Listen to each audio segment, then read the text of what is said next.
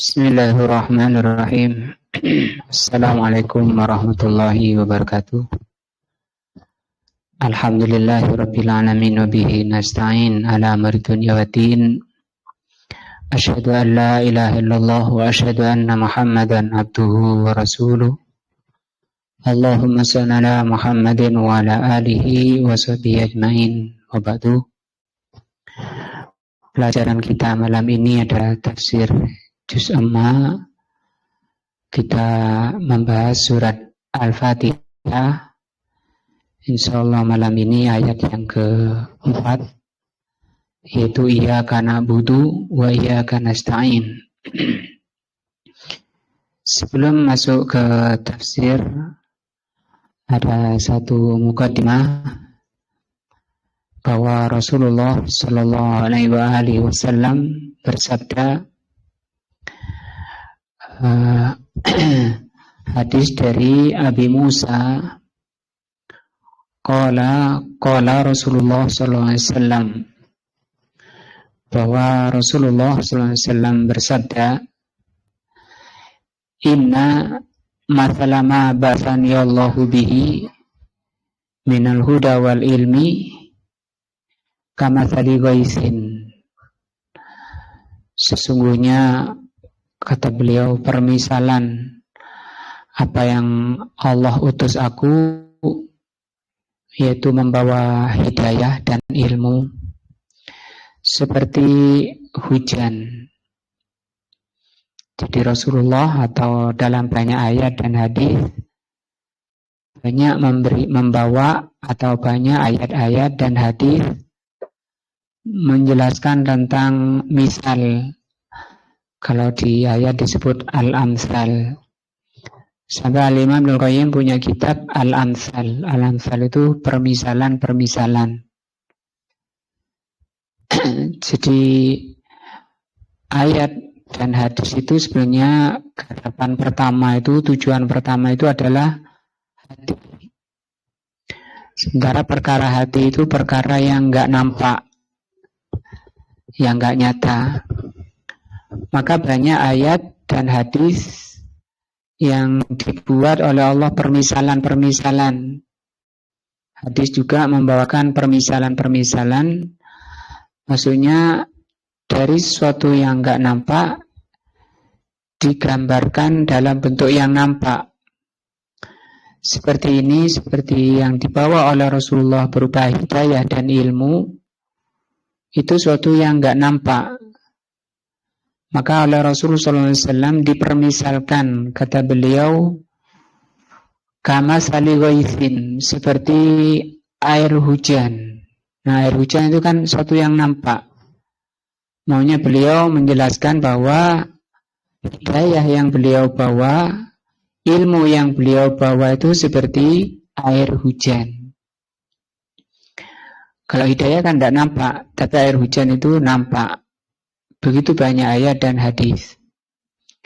Ghais itu hujan yang bisa menumbuhkan tanaman, itu hujan. Apa ghais? Tapi kalau tidak menumbuhkan tanaman, bahasa Arabnya itu mator. Mator kalau lihat kamus ya hujan. Jadi hujan itu ada dua, ada yang menumbuhkan tumbuhan. Makanya Rasul kalau berdoa waktu sholat istisqa, apa itu? Sholat minta hujan ya. Itu beliau pakai ghais, tidak pakai minta mator, tapi minta ghais. Asaba ardan, hidayah itu dan ilmu itu seperti hujan. Hujan yang menimpa tanah. Nah, hujan menimpa tanah suatu yang nampak. Tapi kalau hidayah dan ilmu itu menimpa hati. Jadi hati manusia itu seperti tanah dan hidayah itu hujannya.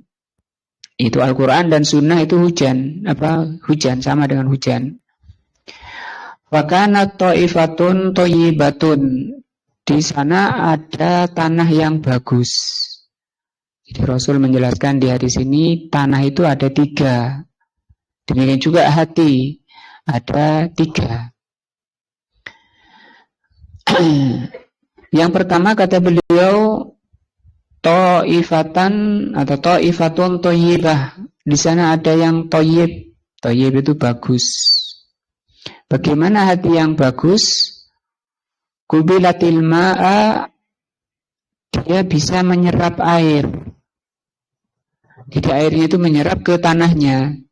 Kalau diinjak jadi lumpur kayak gitu. Karena menyatu dengan air tanahnya itu. Fa'ambatat kala'a, sehingga air itu atau tanah itu menumbuhkan kala, itu tumbuhan-tumbuhan. Wal usba al-katsir, dan rerumputan yang banyak. Jadi subur. Kalau di ayat itu disebutkan begitu kena turun hujan, tanah itu bangkit, bangun. Kemudian fa'ambatat warobat, kata Allah di ayatnya. Kemudian air itu ambat itu menumbuhkan tumbuhan, bangun, setelah itu menumbuhkan tumbuh-tumbuhan kelihatan hijau. Itu hati yang itu tanah yang bagus. Hati demikian juga, dia bisa menyerap hidayah, menyerap ilmu, masuk ke dalam hatinya, kemudian menumbuhkan tumbuh-tumbuhan berupa akidah, berupa keimanan yang bagus, keyakinan yang kuat, berupa semangat ibadah, berupa akhlak yang mulia. Nah, ini buah daripada ilmu dan hidayah. Itu yang pertama. Wa kanat minha ajadibu amsakatil ma. Yang kedua, ada tanah yang dia keras menahan air. Jadi airnya menggenang di situ, menjadi lembah, menjadi, kalau di kita banyak danau. Nah, fanafa'allahu biha annasu, maka Allah atau annasa ya, maka Allah memberikan manfaat dari air yang ada di lembah itu. Fasaribu, sehingga manusia minum dari air tadi. Fasaribu minha wasaqau, mereka memberi minum hewannya, ternaknya. Wazara'u, dan mereka bisa mengairi tanamannya dari air yang ditahan oleh tanah yang keras tadi. Tidak menyerap, tapi tidak menumbuhkan tumbuhan. Nah, ini masih bagus. Tanah yang kedua ini masih bagus, dia menahan air. Kalau ilmu bagaimana? Hidayah bagaimana menahannya? Itu dihafal. Jadi orang kedua atau hati yang kedua dia menghafal dalil-dalil, itu hafal. Kemudian hadis-hadis hafal, ayat hafal. Tapi dari sisi kemampuan untuk memahami itu kurang. Jadi dia cuma hafal. Kalau hafalan namanya hafid ya, orang-orang hafid. Kan sekarang banyak pesantren-pesantren tahfidz, banyak tahfidz sekarang itu menghafal Quran. Ini model kedua. Jadi dia kalau membaca ayat, baca hadis, ya ahlinya. Sehingga banyak orang datang ke situ untuk belajar tahfidz. Dia bisa nyimak. Tapi apa kandungan dari ayat yang dihafal itu? Dia nggak paham karena nggak mempelajari itu dan dia tidak fokus ke sana. Ini kata Allah masih bisa memberi manfaat pada manusia. Orang datang ke sana untuk menyimak hafalannya. Wa asaba ta'ifatun, ada jenis tanah yang ketiga. Nah, wa asaba ta'ifatun minha ukhra. Innama hiya qi'an, yaitu airnya itu tidak, tanahnya itu tidak bisa menahan air, La tumsiku ma'an, tidak menahan air, wala tumbitu kalaan, dan tidak menumbuhkan tumbuhan. Mungkin kalau di kita itu pasir ya, hujan terus di padang pasir, itu kan begitu hujan lewat hilang, tidak ditahan dan tidak menumbuhkan. Kalau pasir sih tidak masalah. Pasir yang jadi masalah ini ketika hidayah, ketika ilmu masuk di hati. Ini kan semua dengar ayat, dengar hadis, ya. Tapi ini tidak tertahan di hatinya, lewat. Kata orang Jawa, masuk telinga kanan, keluar telinga kiri, tidak tinggal di situ. Nah, fadzalika masalu man faquha fi dinillah. Permisalan ini adalah seperti permisalannya orang yang belajar agama Allah. Wa nafa'ahu bima ba'athani Allahu bihi, dan manfaat dari apa yang Allah bawa, yang Allah bawakan padaku. Fa'alima, yang pertama dia ngerti, saya ngerti ayat, ngerti ilmu, ngaji ikhlas, serius. Wa'allama, dan dia bisa mengajarkan, setelah paham dia mengajarkan. Ini orang yang pertama, ya. Orang pertama, hati yang paling baik, hati yang bisa memahami ayat, hadis, kemudian merubah, memperbaiki. Nah, wa mithlu, adapun jenis hati yang ketiga, man lam yarfa bidzalika ra'san wa lam yaqbal hudallahi alladzi ursiltu bihi. Hati yang paling jelek itu hati yang ketiga. Nah, dia tadi masuk telinga kanan, keluar lagi telinga kiri. Jadi hatinya bocor, ya. Hatinya bocor sehingga tidak ada efek, tidak ada buah, tidak ada pengaruh. Sudah ngerti, sudah lama taklim, sudah lama ngaji, kok masih perbuatannya tidak sebagaimana yang pertama tadi. Masih di Al-Imam Ibnu Rajab di dalam kitabnya Lataiful Ma'arif, beliau terangkan lagi hadis ini. Jadi dia terbawa oleh, masih dikalahkan oleh nafsunya. Orangnya masih dikalahkan oleh nafsunya. Maka kalau orang itu masih kuat dorongan hawa nafsunya, ayat-ayat dan hadis, ilmu dan hidayah itu nggak ngefek. Maka kalau kita ngaji, butuh ditata hati kita, niat kita dalam rangka ibadah kepada Allah untuk memperbaiki diri kita. Kata beliau di sini, Asy-Syaikh bin Baz rahimahullah. Nah, hati jenis ketiga ini, ya, ini yang menimpa kebanyakan manusia. Hatinya itu seperti air tadi, seperti pasir tadi. Jadi ayat hadis lewat saja, ilmu dari Al-Quran dan hadis itu lewat saja di telinganya. Matum sikumaan, tidak tertahan di hatinya dan tidak tumbuh menjadi akhlak yang mulia. Imannya tetap, akhlaknya tetap, ibadahnya tetap. Na'udzubillah min zalik, semoga Allah lindungi kita dari ini.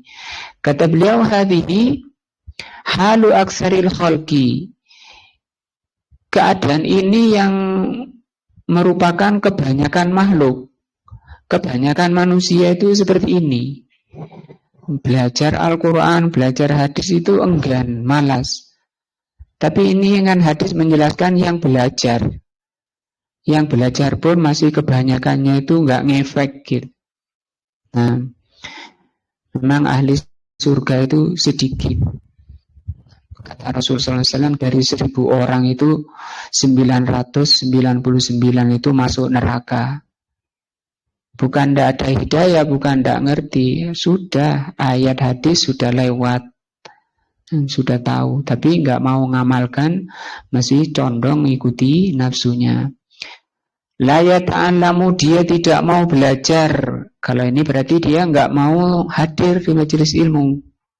Wala yastafidu, kalau ini tidak ngambil manfaat. Kalau ini sudah belajar tapi nggak ngambil manfaat, tidak berguna belajarnya, lewat di telinganya, telinga hati yang dimaksud ya. Wala yanfa'u ghairuhu, dan tidak memberi manfaat pada yang lain. Nah, dirinya saja nggak nyantol, apalagi ngajarkan. Syekh bin Baz bawakan ayat ini. Wa ma aktsarun nasi walau harasta bimu'minin. Kebanyakan manusia itu memang tidak mau pada hidayah. Kebanyakan manusia itu membenci sesuatu yang dibutuhkan oleh dirinya. Kebanyakan manusia tidak suka pada perkara yang menyelamatkan dirinya. Itu watak jelek manusia, memang harus selalu diterpa hati ini, dibina. Nah, beliau juga bawakan hadis ayat lain, wa in tuti aktsara man fil ardi. Kalau kamu ikuti kebanyakan orang di muka bumi ini, nah takut dibenci orang, gimana nanti kata orang? Karena ini sudah banyak, sudah umum, perkara ini sudah membudaya di masyarakat. Maka diingatkan di sini oleh Allah, kalau kamu ikuti kebanyakan orang, yudilluka an sabilillah, yudilluka an sabilillah, maka kebanyakan orang itu akan menyesatkan kamu dari jalan Allah. Nah, juga firman Allah, ini surat Al-An'am 116, di surat Saba ayat 20 Allah mengatakan, beliau bawakan hadis, walaqad saddaqa alaihim iblisu donnahu. Sungguh kebanyakan manusia itu telah membenarkan iblis, keyakinan iblis. Karena keyakinan iblis itu mengatakan begini, iblis pada Allah, ya fabi'izzatika, kata iblis. Setelah di stempel oleh Allah iblis itu di neraka, maka iblis bersumpah, fabi'izzatika, demi kemuliaanmu ya Allah, la'uwiyannahum ajmain, aku akan sesatkan seluruh keturunan Adam, illa ibadaka al-muhlasin, kecuali hambamu yang ikhlas. Nah, kalau kita ikhlas, iblis tidak bisa. Ikhlas itu karena Allah, kita ngaji karena Allah, kita taklim karena Allah, kita sholat karena Allah. Bukan tendensi duniawi, bukan tendensi selain dari ikhlas. Karena kalau tidak ikhlas, seperti orang terbang yang seperti burung terbang rendahan, gampang diketepel, gampang ditembak oleh pemburu, yaitu iblis. Orang yang lalai tadi, sudah ngaji ayat hadis tidak ada efek, berarti dia masih terbawa oleh rayuan-rayuan iblis. Kata Allah di sini, As-Saba, surat Saba ayat 20. Fattabi'uhu illa fariqan minal mu'minin. Maka mereka, kebanyakan manusia itu mengikuti seruan iblis, kecuali sedikit. Fariqan itu kata Allah, kecuali sedikit minal mu'minin, orang-orang yang yakin tadi, masuk di hatinya, kemudian berbuah dalam kehidupannya, lisannya keluar madu, keluar yang harum di lisannya. Itu tanda buah-buah dari al-huda tadi, petunjuk dan ilmu. Mudah-mudahan hadis ini menjadikan nasihat pada kita semua untuk mengupayakan agar hati kita ini termasuk hati yang pertama, hati yang baik, yaitu gampang menerima hidayah dan ilmu dari Allah, kemudian membuahkan buah-buah berupa keimanan, ketakwaan, amal soleh. Nah, selanjutnya kita kembali ke tafsir Al-Fatihah ayat keempat. Iya karena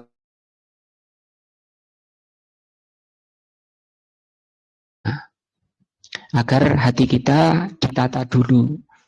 Karena hati itu selalu bergoyang, selalu bergerak, berubah-ubah. Kata para ulama, nata hati itu lebih susah daripada mengamalkan. Nah, aina husuka wahdaka. Maksudnya kata beliau, kami khususkan kepadamu saja. Ini kalau diartikan iyyaka itu artinya kepadamu. Na'budu, kami beribadah, wa iyyaka, dan hanya kepadamu, nasta'inu, kami minta pertolongan. Maksudnya apa? Kami khususkan kepadamu saja beribadah dan memohon pertolongan. Li'anna taqdimal ma'mul, karena mendahulukan objek, yufidul hasr, dan mestinya susunan asli kalimatnya itu begini. Na'budu iyyaka. Na'budu apa artinya tadi? Kami beribadah ya. Iyyaka kepadamu. Kan objeknya di belakang mestinya. Kami beribadah kepadamu. Cuma kami beribadah kepadamu ini kurang hasr. Makanya di sini dikatakan yufidul hasr. Kenapa objeknya didahulukan? Padahal ini mestinya di belakang. Yufidul hasri, dalam rangka untuk yufidul hasra, untuk membatasi. Bagaimana membatasinya? Kata beliau, wa huwa itsbatul hukmi lil madhkur, yaitu penetapan hukum yang disebut. Nah, penetapan hukum apa ibadahnya itu?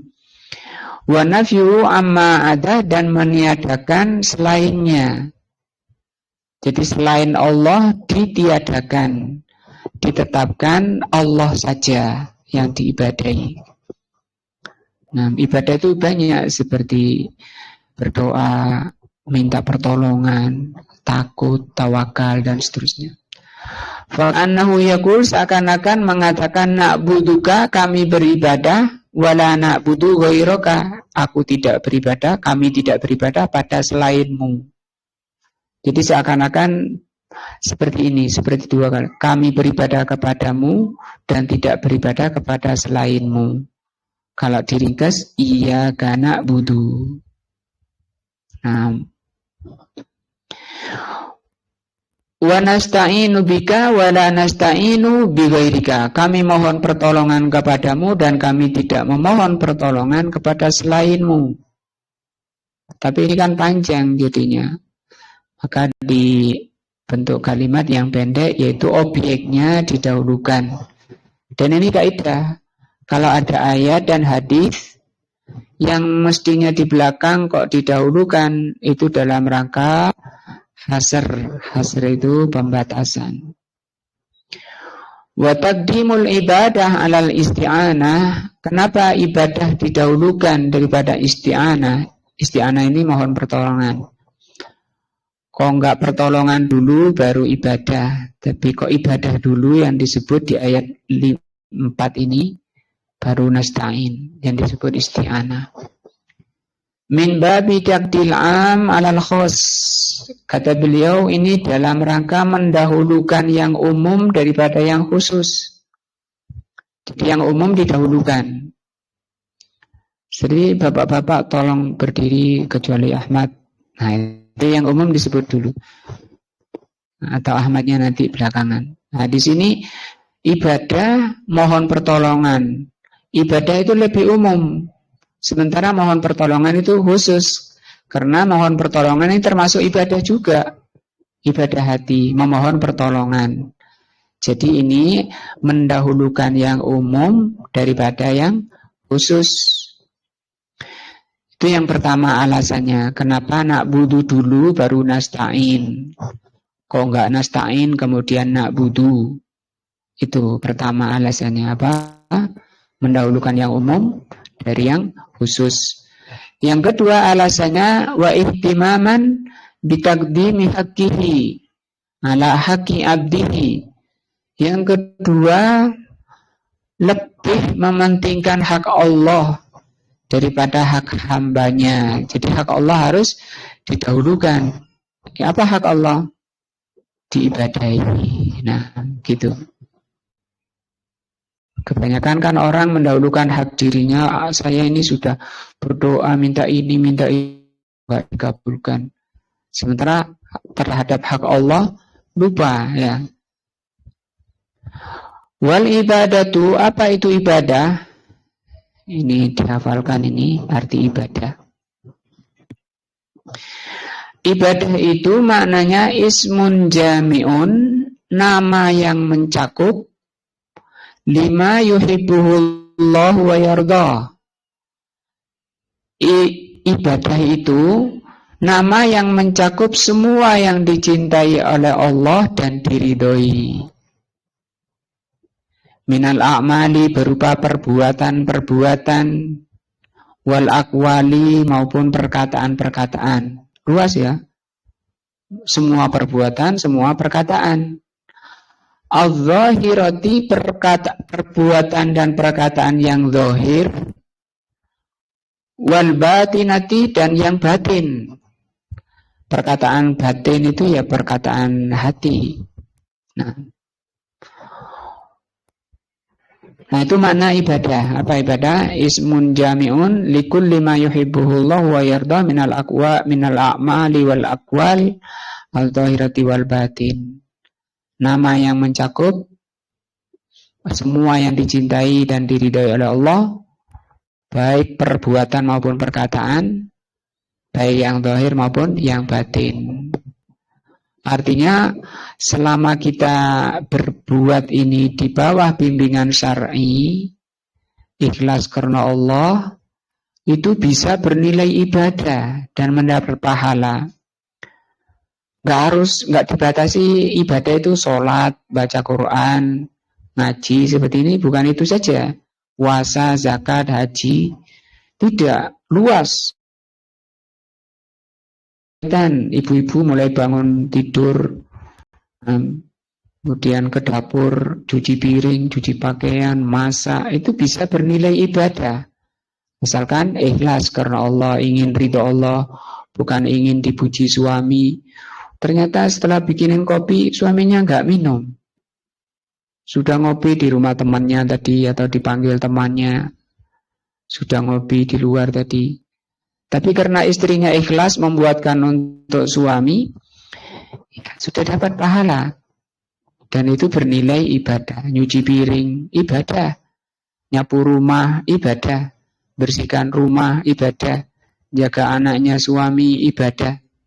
Nah, maka ibadahnya banyak. Ibu-ibu itu bisa 24 jam. Waduh, capek ini. Udah mulai pagi, mulai bangun tidur, kadang bangunnya lebih dulu dari suaminya, nyiapkan untuk anak-anak suami, mau sekolah, mau dan sebagainya, itu sudah beribadah. Karena kecapean dia tidur, istirahat untuk mengumpulkan tenaga lagi, maka tidurnya pun ibadah. Bisa jadi amal soleh. Nah, jadi diingat-ingat tadi mana ibadah apa? Semua nama yang mencakup semua yang dicintai dan diridhoi oleh Allah, baik perbuatan maupun perkataan, baik yang zahir maupun yang batin. Nah, mulutnya capek baca zikir capek, tapi hatinya terus berzikir, subhanallah, hatinya berzikir. Itu kan ibadah, termasuk ibadah hati namanya. Wal isti'anatu, apa itu isti'anah? Al isti'anah adalah i'timad. I'timad itu bersandar Allah, kepada Allah, fi jalbil manafi'i wa daf'il madari. Bersandar kepada Allah untuk mendapatkan yang bermanfaat, terhindar dari yang bahaya. Pintunya dikunci, Nah, motornya sudah dikunci supaya tidak bahaya. Setelah itu mohon kepada Allah agar dijaga.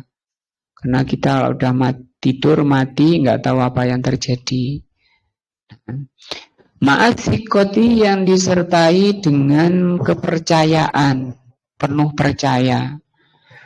Bihi fi tahsili dzalika, untuk mencapai atau mendapatkan yang bermanfaat, terhindar dari yang bahaya. Bersandar kepada Allah dan percaya kepada Allah. Itu makna apa? Isti'anah, nasta'in itu. Nah, wal qiyamu bi ibadatillah wal isti'anah.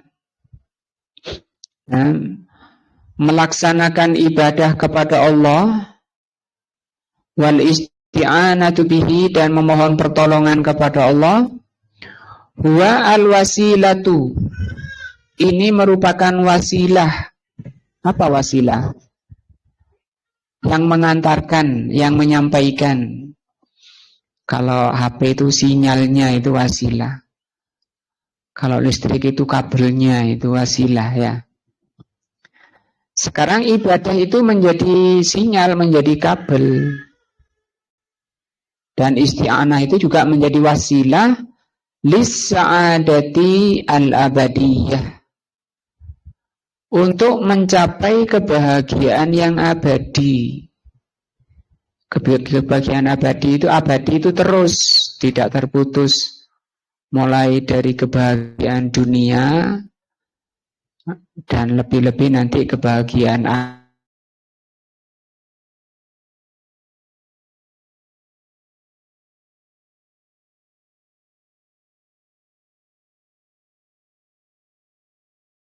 lebih-lebih di akhirat. Fala sabila ilan najati, maka tidak ada jalan menuju keselamatan illa bil qiyami bihima, kecuali dengan melaksanakan dua ini. Apa? Ibadah dan memohon pertolongan, yaitu dengan membaca apa? Iyyaka na'budu wa iyyaka nasta'in. Ini kan dibaca ketika sholat, tapi dengan mengerti maknanya seperti ini, nanti bisa hadir. Karena kalau nggak ngerti, karena nggak belajar tafsirnya, itu nggak bisa hadir. Kalau nggak hadir di hatinya, itu pisah nanti hatinya sama badannya. Disebut lalai. Lalai itu nggak nyambung antara badan dan hatinya. Dan itu tidak mudah, menyambung hati dan badan itu tidak mudah. Kata Rasul sallallahu alaihi wasallam, ada kalanya hamba itu sholat, pahalanya hanya dapat separuh, hanya dapat sepertiga, hanya dapat seperempat, hanya dapat seperdelapan, bahkan dapat sepersepuluh pahalanya.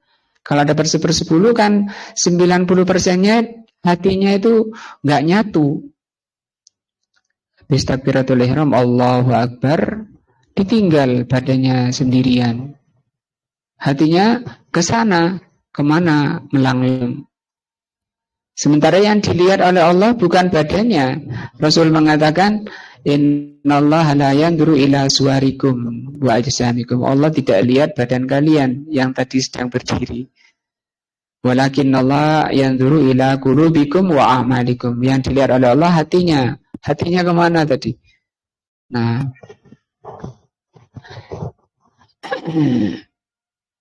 baru dapat nilai, dapat pahala dari sholat itu ketika nyambung, nyatu.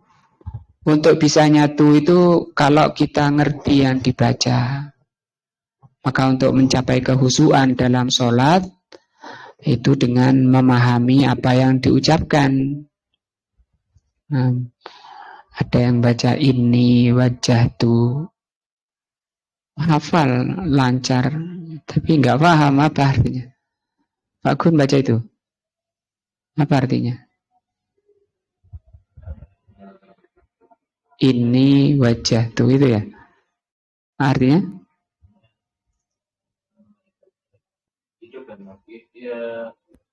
Itu dulu, ini wajah tu tok. Dulu.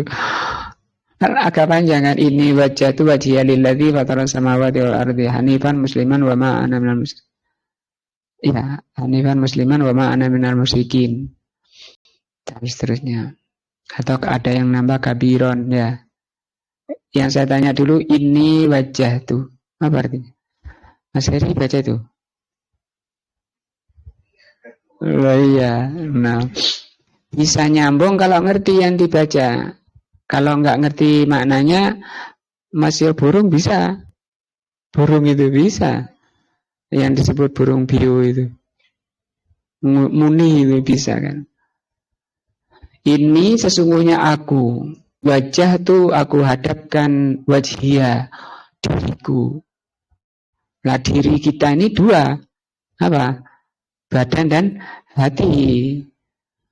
Nah, benar enggak kamu ngomong pada Allah? Karena itu kamu bilang pada Allah. Allahu Akbar, menghadap Allah itu. Dipanggil nama Allah. Allah menghadapkan pada orang itu, kata Rasul. Allah menghadapkan wajahnya pada orang yang sholat. Sebelum orang itu berpaling, sampai orang itu berpaling, noleh. Allahu Akbar. Masih hadir hatinya. Ini wajah tu wajhiya lilladzi, kata Rasul. Sudah pergi hatinya.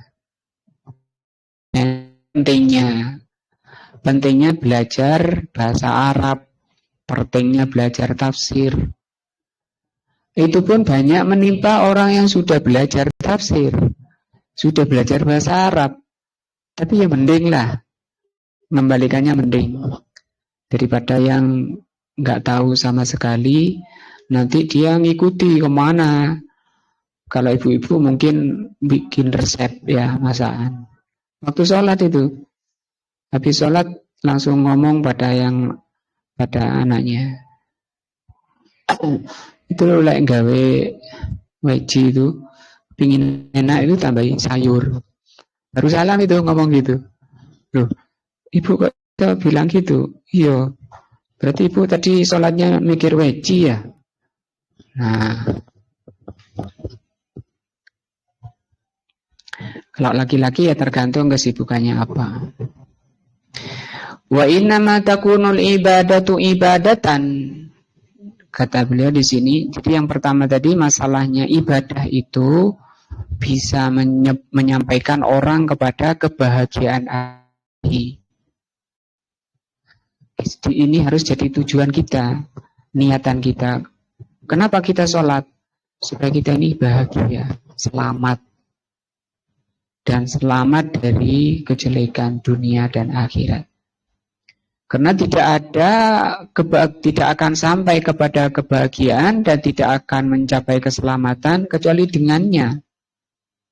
Wa innama takunul ibadatu ibadatan. Hanya saja suatu amalan itu menjadi ibadah.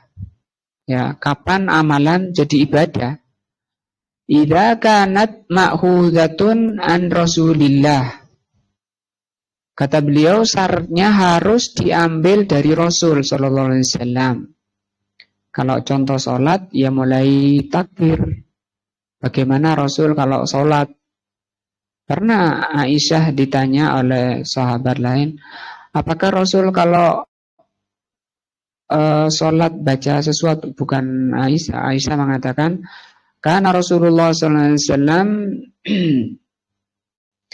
yabda'u sholat bitakbir. Itu hadis sahih. Adalah Rasulullah kalau mau sholat itu memulai dengan takbir. Allahu Akbar. Loh, gak baca Anas dulu sebelum sholat? Enggak. Gak baca ini, usolli itu? Enggak. Bagaimana kata Aisyah radhiyallahu an? Rasul kalau sholat baca Allahu Akbar. Imam Ahmad juga ditanya oleh muridnya, apakah Rasul baca sesuatu sebelum takbir? Enggak baca sesuatu. Nah, itu baru dikatakan ibadah. Ketika mau sholat, mencontoh Rasulullah SAW. Dan itu diperintah oleh Rasul. Rasul mengatakan apa? Shollu kama ra'aitumuni usolli. Sholatlah kamu seperti kalian melihat aku sholat. Tidak boleh ngarang sendiri sholatnya itu. Karena kalau bikin sendiri, kata Rasul, man amila amalan laisa alaihi amruna fahuwa raddun. Amalannya tertolak kalau yang ngarang-ngarang. Yang pertama harus ada contoh dari Nabi. Tapi ini yang dimaksud sholat ibadah mahdoh namanya. Seperti sholat. Nah, kalau cuma nyapu, bersih-bersih, masak itu nggak perlu dalil. Karena kalau urusan dunia yang penting bukan perkara haram, ikhlas karena Allah. Seperti pakaian, mau pakaian warna apa, mau model apa saja, pokoknya jangan yang dilarang. Nah, apa pakaian yang dilarang? Sutra bagi laki-laki, apa lagi? Warna kuning, oranye. Warna apa lagi? Merah. Itu yang dilarang. Kalau bentuknya terserah kalau bentuknya boleh semua mau bentuk apa, karena kalau pakaian itu dikembalikan ke budaya negeri masing-masing. Kalau orang Arab pakai jubah biasanya. Bukan berarti jubah itu sunnah. Tapi kalau saya mau pakai jubah karena saya mencontoh Rasulullah, nah itu dapat pahala mencontohnya. Pahala mencontoh. Ta'asi, bahasa Arabnya itu ta'asi. Mencontoh beliau, karena beliau itu teladan, kata Allah, laqad kana lakum fi rasulillahi uswatun hasanatun. Tuh, yang dimaksud di sini harus ibadah itu dari Nabi, seperti sholat. Wa maksudan biha wajh Allah. Yang kedua harus tujuannya ingin mendapat ridho Allah. Pertama tadi ada contoh, kedua niatnya itu tujuannya ingin mendapat ridho Allah, yang disebut dengan apa? Ikhlas. Fabihadainil amraini, maka dengan dua perkara ini. Apa dua perkara? Mas Bagus. Dua perkara ini maksud apa? Ada contoh dan ikhlas. Takunu ibadatan, jadilah amalan itu disebut ibadah. Wa dzikrul isti'anati ba'dal ibadah. Kemudian dari ayat tadi, kenapa isti'anah disebut setelah ibadah? Ma'atuhu lihima fiha. Nah, kenapa ibadahnya dulu yang disebut ibadah dulu. Wa dzikrul isti'anati ba'dal ibadah. Kenapa isti'anah disebut setelah ibadah? Padahal isti'anah ini masuk ke dalam ibadah. Kata beliau, lihtiyajil abdi fi jami'i ibadatihim. Alasannya karena sangat butuhnya hamba pada seluruh ibadahnya, termasuk berdiri. Nah, ilal isti'anati billahi ta'ala, karena sangat butuh kepada Allah. Orang fa'innahu illam yu'inhullahu, karena kalau seseorang tidak ditolong oleh Allah, lam yahsul lahu ma yuriduhu min fi'lil awamiri wajtinabu nawahi. Karena kalau orang itu tidak ditolong oleh Allah, maka dia tidak bisa melaksanakan apa yang diperintah dan tidak bisa menjauhi apa yang dilarang. Dia bisa berdiri, itu karena ditolong oleh Allah, bisa berdiri. Kemudian bisa mengangkat tangannya karena pertolongan Allah, bisa rukuk, bisa sujud, dan bisa melaksanakan ibadah perintah-perintah Allah. Semua itu karena pertolongan oleh Allah, pertolongan dari Allah Azza wa Jalla. Tidak bisa orang itu melaksanakan ketaatan kepada Allah tanpa pertolongan dari Allah. Ini tafsir dari surat Al-Fatihah ayat keempat, yaitu apa? Iyyaka na'budu wa iyyaka nasta'in. Semoga bisa menambah ketakwaan kita, menambah iman kita kepada Allah Azza wa Jalla, menambah kebaikan kita, zahir dan batin kita, serta semoga taklim ini juga bisa menjadi sebab diampuninya dosa-dosa dan kesalahan-kesalahan kita, membersihkan hati-hati kita, sehingga kita menghadap Allah Azza wa Jal tanpa dosa dan tanpa salah, dalam keadaan hati yang salim. Kata Allah, yauma la yanfa'u malun wala banun illa man atallaha biqalbin salim. Pada hari menghadap Allah tidak bermanfaat lagi harta, walaupun banyak hartanya, dan anak-anak, walaupun banyak anak-anaknya, kecuali yang menghadap Allah dengan hati yang salim, yang bersih dari noda-noda dosa dan maksiat. Subhanakallahumma wa bihamdika asyhadu an la ilaha illa anta astaghfiruka wa atubu ilaika. Wassalamualaikum warahmatullahi wabarakatuh.